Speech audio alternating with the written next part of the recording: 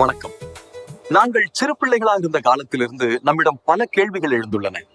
வானம் ஏன் நீல நிறமாக இருக்கின்றது? புல் ஏன் பச்சை நிறமாக உள்ளது என பல கேள்விகள் எழுந்துள்ளன. அவசரமாக வேலைக்கு செல்வதற்கு தயாராகிக் கொண்டிருக்கும் தந்தையிடம் கடவுள் எங்கே உள்ளார் என கேட்டால் அவர் மேலே உள்ளார் என கூறிவிட்டு போய்கொண்டே இருப்பார். ஆனால் உள் என கூறுகின்ற கடவுள் எவ்வாறு மேலே இருக்க முடியும் என நாங்கள் கேட்டதில்லை. பின்னர் காலம் செல்ல செல்ல நமது சூழ்நிலைக்கு ஏற்றவாறு கேள்விகளும் மாறுகிறன. இவ்வாறாக வாழ்க்கையில் நம்மிடம் ஏற்படுகின்ற கேள்விகளுக்கான பதில்களை தேடும் ஒரு முயற்சிதான் இந்த கேள்வி பதில் நிகழ்ச்சியாகும். வாருங்கள், இன்றைய நிகழ்ச்சியை முதலாவது கேள்வியுடன் ஆரம்பிப்போம். அமைதிக்கான முதலாவது படி என்ன? எல்லாவற்றுக்கும் முதலாவதாக அமைதி என்றால் என்ன என்பதனை புரிந்து கொள்ள வேண்டும். ஏனெனில் மக்களுக்கு அமைதியை பற்றி பல விசித்திரமான எண்ண கருத்துக்கள் உள்ளன. அதாவது, ஒருவரது எருமை மாடு தொலைந்து விட்டால் அவரை பொறுத்தளவில் அந்த எருமை மாடு திரும்ப கிடைத்தால் அதுதான் அமைதி. ஒருவரது வேலை பறிப்போய்விட்டால் அவருக்கு எது அமைதி? வேலை மீண்டும் கிடைத்து விட்டால் அதுதான் அமைதி. ஒருவரது மகன் தொலைந்து விட்டால் அவன் மீண்டும் கிடைப்பதுதான் அவரை பொறுத்தளவில் அமைதி. ஆனால் உண்மையிலேயே எதுதான் அமைதி? எல்லாவற்றிலும் முதலாவதாக நாம் ஒரு விஷயத்தை பார்க்க வேண்டும். வெளியே நமது கனவுகள் உள்ளன, நம்பிக்கைகள் உள்ளன, லட்சியங்கள் உள்ளன.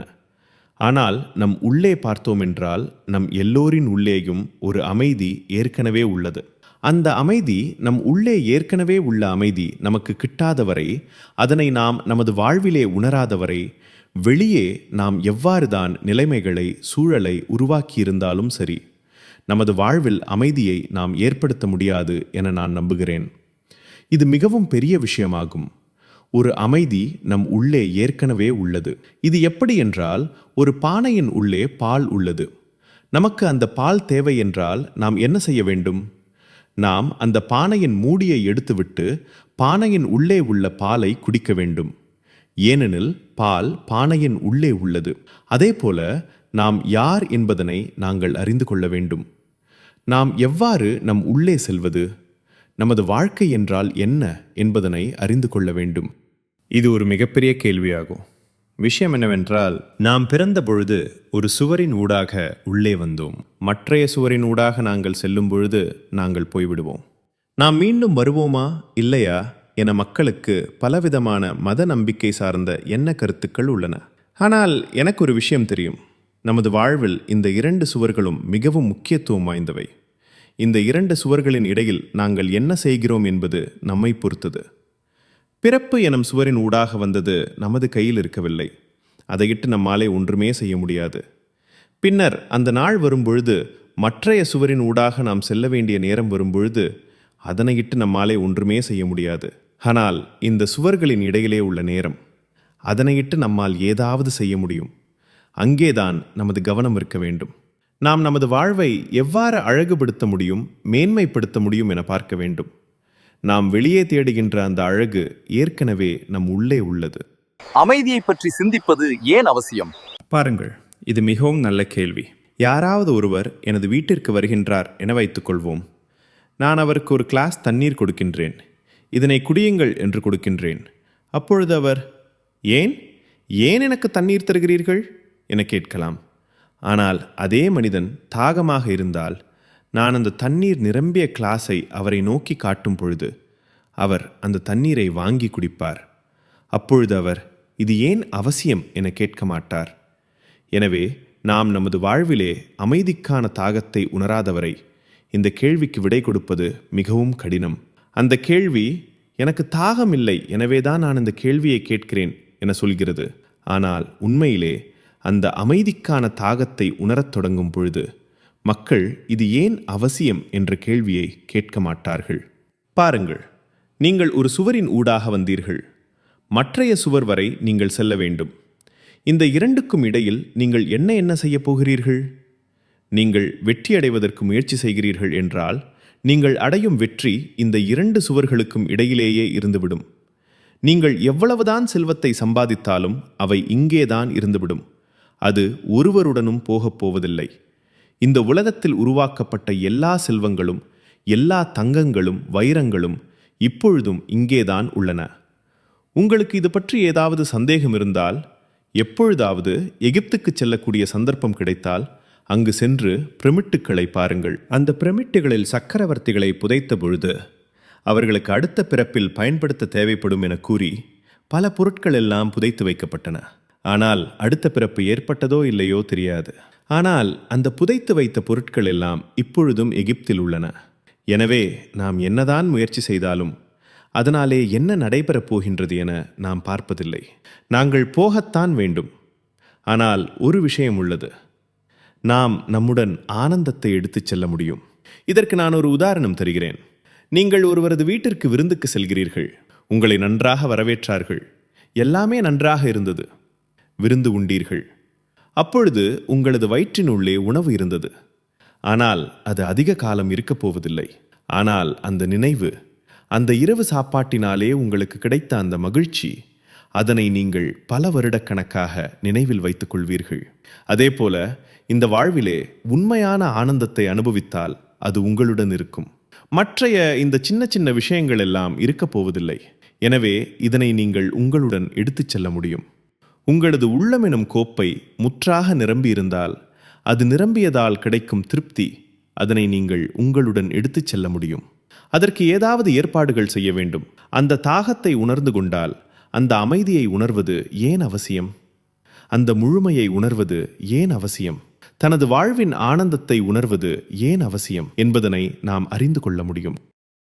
பிரேம் அவர்களே, சரி, நான் தனிப்பட்ட முறையில் அந்த அமைதியை அனுபவம் செய்துள்ளேன் என்றால், என் அருகில் இருப்பவர்களும் அந்த அமைதியை அனுபவிக்க வைப்பது எவ்வளவு முக்கியம்.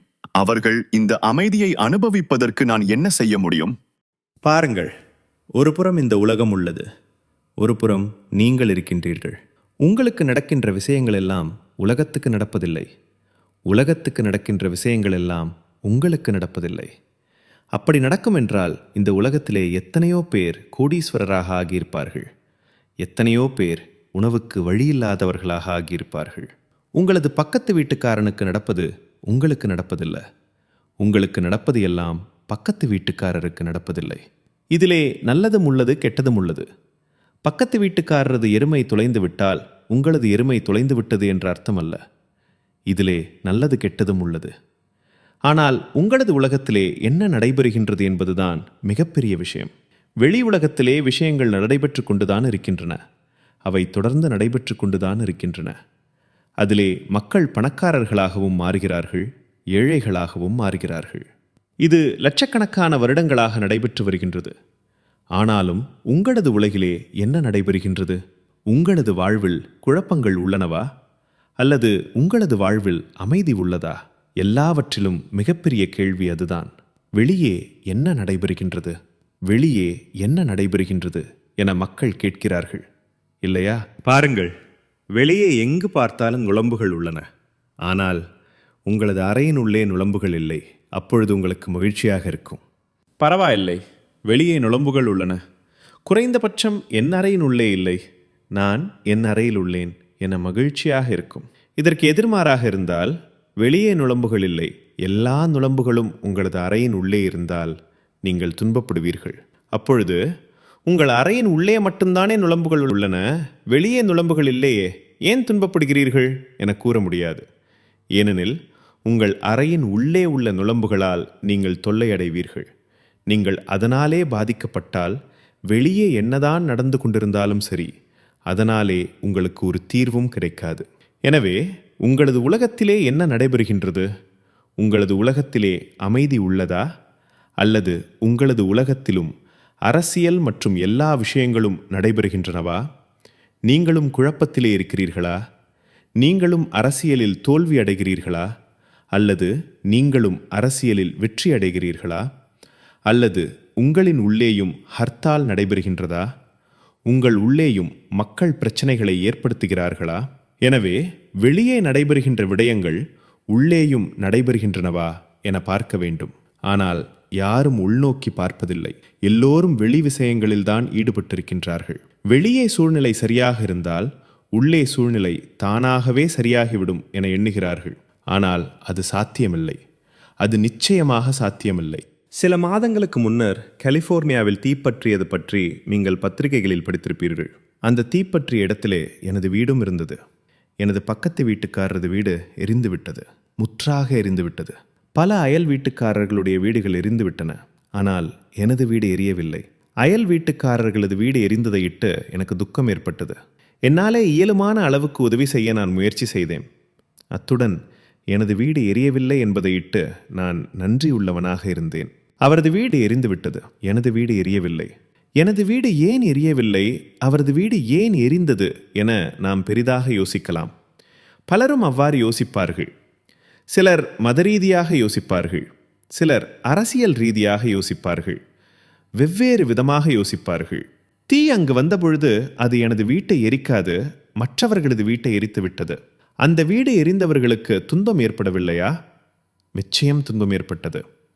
அவர்கள் எனது வீட்டை பார்த்து, எனது வீடு எரிந்து விட்டது, ஆனால் அவரது வீடு எரியவில்லை, எனவே பரவாயில்லை என கூற முடியுமா? இல்லை. அத்துடன் எனது வீடு எரியாதபடியால் அவருக்கு துன்பம் ஏற்படாது எனவும் என்னாலே கூற முடியாது. எனவே உண்மை என்னவென்றால், உங்களது உலகம் என ஒன்று உள்ளது. உங்களது உலகத்திலே என்ன நடைபெறுகின்றது என்பதனை அறிந்து கொள்வது, புரிந்து கொள்வது மிகவும் அவசியமாகும்.